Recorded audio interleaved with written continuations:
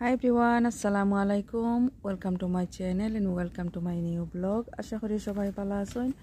যে যেখান থেকে আমার আজকের এই ভিডিও দেখা সবার প্রতি অনেক অনেক দোয়া রইল।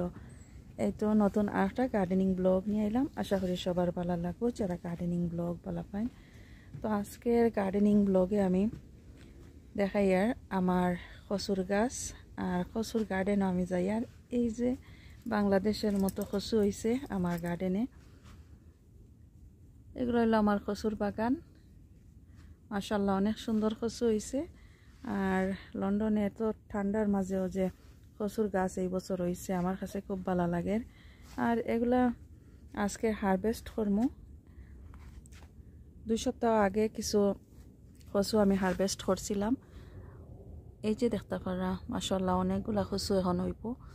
2 সপ্তাহ আগে কিছু কচু হারভেস্ট করছি। হারভেস্ট করার পরে কিছু কম্পোস্ট আর মাটি দিছিলাম। অল্প কিছু দিয়া দিছি কম্পোস্ট আর অল্প একটু মাটি দিয়া দিছি, কারণ গাছের গুড়ার মাঝে কম্পোস্ট মাটি এগুলা যদি কিছুদিন ফর দেওয়া হয় তাহলে এই যে গুড়াটা অনেক হেলদি মজবুত হয় আর অনেক ফাটা এখানের মাঝে হয়। তো আমরা আসলে তো মুখির লাগি এগুলা রোপণ করি না, কচু খাওয়ার লাগি।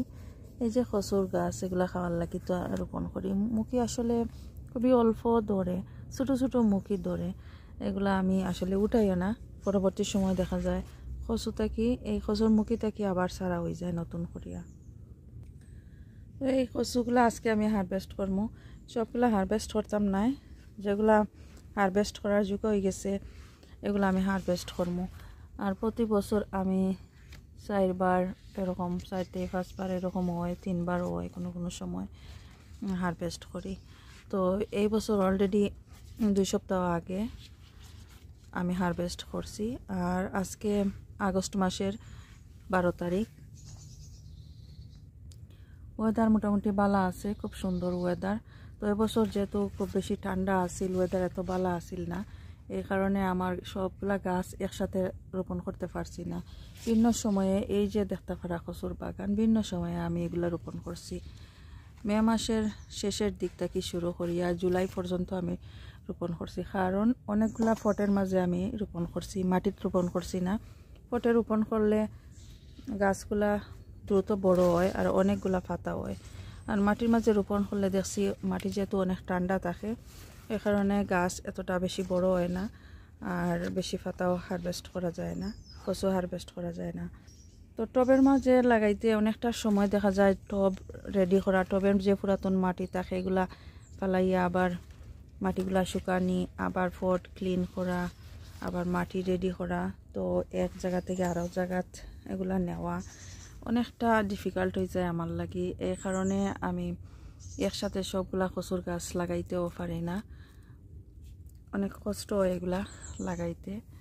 আর যেহেতু আমি অনেকগুলা ফটের মাঝে এই কচু গাছ রোপণ করি, অলরেডি বেশ কিছু কচুর চারা আমি রোপণ করছি আর কিছু চারা এখন পর্যন্ত আমার রয়ে গেছে। আজকে আগস্ট মাসের 12 তারিখ, এখনও কিছু চারা এই যে রয়ে গেছে, এগুলো আমি আর আলাদা করে রোপণ করছি না। এই টবের মাঝে আসিল, এগুলো এইভাবেই রয়ে গেছে। এই তো দেখতে পারা আর একটা লম্বা টবের মাঝে আরও কিছু চারা এখানের মাঝে রয়ে গেছে। তো যাই হোক এগুলা বড় টবের মাঝে আর দিছি না, আর সময়ও পাইছি না, ভালো লাগছে না এই কারণে। তো এবছর আর এগুলো আর সেপারেট করতাম না, এভাবেই থাকবো। ঠান্ডা যখন আইব আবার আমি কচুগুলা কাটিয়ে শুধু গাছের যে মুড়া আছে মুখি আছে নিচে থাকে এগুলো আমি ছোটো ছোটো টবের মাঝে অথবা এই যে লম্বা সাইজের টব এরকম টবের মাঝে আমি সবগুলা মুড়া উঠাইয়া নিমু, কিছু মাটি দিয়া ঘরের ভিতরে রাখবো। তো লাস্ট ইয়ার আমি করছিলাম, ভিডিও আপলোড করছি, আমি দেখাইছি কীভাবে রাখছিলাম। তো দেখা যাক এবছর যেহেতু এখন ওয়েদার মোটামুটি ভালো আছে, তো প্রায় 3 সপ্তাহ দেখি মোটামুটি ওয়েদার ভালো আছে, গরম আছে, এই কারণে গাছগুলা খুব সুন্দর হইয়া বড়। তো দেখা যাক এবছর কয়বার আমি হারভেস্ট করতে পারি। তো চলো আমার সাথে থাকো আমি কিভাবে হারভেস্ট করি। আর হারভেস্ট করার পরে আমি গাছের গুঁড়ার মাঝে আরও কিছু সার দিব, কীভাবে সার দিয়ে অন্য একটা ভিডিওতে তো শেয়ার করবো। এখন আমার গার্ডেন থেকে কচুর বাগান থেকে আমি কিছু কচু হারভেস্ট করবো। তো কিভাবে কচু হারভেস্ট করি আর টিপস দেবো, দেখতে থাকা। এই যে অলরেডি আমি কিছু কচু হারভেস্ট করে লইছি এই টবতাকিয়া। তো প্রতিটা টবের মাঝে প্রচুর কচু আছে, তো আমি প্রতিটা টব থেকেও হারভেস্ট করবো। এই যে আছে দুইটা পাতা, এইখানের মাঝে আমি এই দুইটা পাতা রাখছি, এটা হলো ভিতরের আর এটা সাইডের। এই পাতাটা আমি কাটতাম না, কাটলে দেখা যাব এই গুড়িটা একেবারে নরম হয়ে যাব। তো এই পাতাটা আমি রাখি দিয়ার কিছুদিন পরে, প্রায় 2 সপ্তাহ পরে আবার হারভেস্ট করা যাইব, কারণ ততদিনে এখান থেকে আর একটা পাতা শুরু হইব দেওয়া। তো যে গাছের মাঝে দুইটার বেশি পাতা আছে ওই গাছ থেকে আমি পাতা কাটিমো। এইখানের মাঝে আছে এই যে একটা দুইটা আর ওই যে আর একটা তিনটা আর একটা সাইডটা। তো এখান থেকে আমি দুইটা পাতা কাটমো আর দুইটা রাখি দিব। সাইডের যে পাতা আছে পাতাগুলা কাটমো, আর ভিতরে যে এই নতুন করে বাইর আর এই একটা কাটতাম না, কাটলে দেখা যাব গাছ থেকে যে নতুন করে আরো কচু বাইরিতে অনেকটা সময় লাগবো। তো 2 সপ্তাহ আগে আমি হারভেস্ট করছিলাম, এখন 2 সপ্তাহ পরে দেখতে পারা আরো নতুন করে পাতা বাইরেছে, নতুন করে আবার হারভেস্ট করতে পারি। আর তো এই যে সাইডের এখানে মাঝে 3টা পাতা আছে, একটা দুইটা তিনটা। তো এই যে ভিতরের পাতা আর এই সাইডের পাতা, 2টা পাতা রাখিয়া এই পাতাটা কাটি। আর 2টা পাতা রাখার পরে যে গাছের মাঝে 3টা 4টা 5টা আছে পাতা, ওই পাতাগুলা কাটিমো। ওইভাবে কাটলে দেওয়া যায়, গাছ হেলদি থাকে, ভালো থাকে আর প্রচুর পাতা হয়।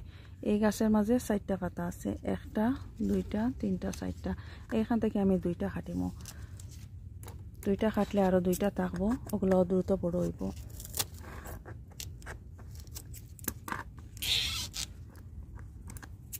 প্রতি বছর আমি বেশ কয়েকবার কচু হারভেস্ট করি। তো এই বছর অলরেডি একবার কচু হারভেস্ট করছি, আর এখন সেকেন্ড টাইম আমি হারভেস্ট করি। আর এই যে এরকম করিয়া কাটিয়া নিই, আর ইনশাল্লাহ আরো 2 সপ্তাহ পরে আবারও নতুন করে কচু আমি হারভেস্ট করতাম পারবো।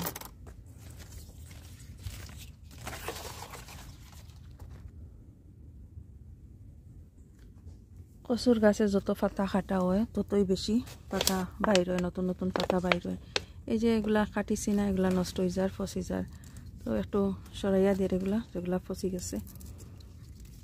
আর কচুর গাছের মাঝে কিছুদিন পর কিছু মাটি যদি দেওয়া হয়, কম্পোস্ট মাটি দেওয়া হয়, তাহলে দেখা যায় কচুগুলা দ্রুত বড় হয়ে যায়, অনেকবার হারভেস্ট করা যায়। যেহেতু অল্প সময়ের লাগে সামার আয় লন্ডনে, তো অল্প সময়ের মাঝেও আমরা বেশ কয়েকবার কচু হারভেস্ট করতাম পারি।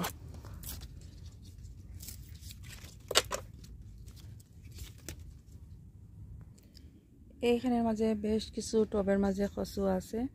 তো আমি আস্তে আস্তে সবগুলা তো দেখানি সম্ভব হইতো না, আস্তে আস্তে করে সবগুলা কাটার পরে আমি দেখাইমো কতটুক কাটছি আর কতটুক কচু গাছ রয়ে গেছে টবের মাঝে। এই যে দেখতে পারা বাস্কেট ভরি গেছে কচু। তো 2 জাতের কচু এখানে, এই যে কালো কচু লতা ধরে যেগুলো, এগুলো উঠাইছি, আর এগুলা মুখির কচু সবগুলা উঠাইছি। তো আজকে এগুলা রান্না করবো আমি। তো আসলে কচু রান্নার ভিডিও আমি বেশি দিছি না আমার চ্যানেলে, তো দেখতে থাকুক আমার ভিডিওগুলা, হয়তো কিভাবে আমি কচু রান্না করি এই কচুগুলা হয়তো আমি একটা ভিডিও শেয়ার করবো। এই কচু খাইতে খুবই সুস্বাদু, খুবই নরম, আর চুলকানির ভাব হয় না এই কচু থাকি।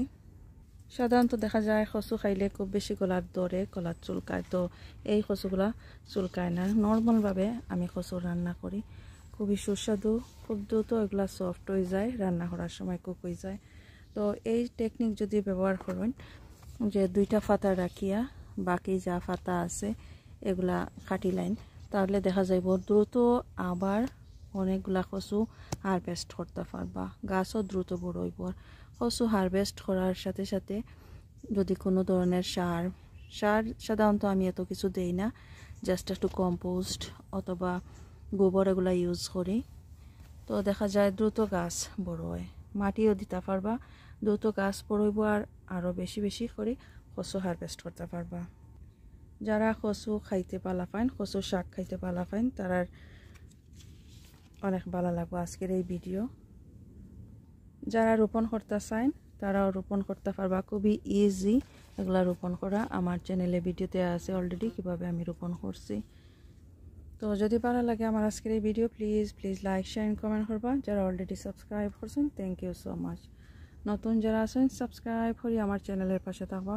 ভালো থাকুক সবাই, এখানেই বিদায় নিচ্ছি। আল্লাহ হাফেজ।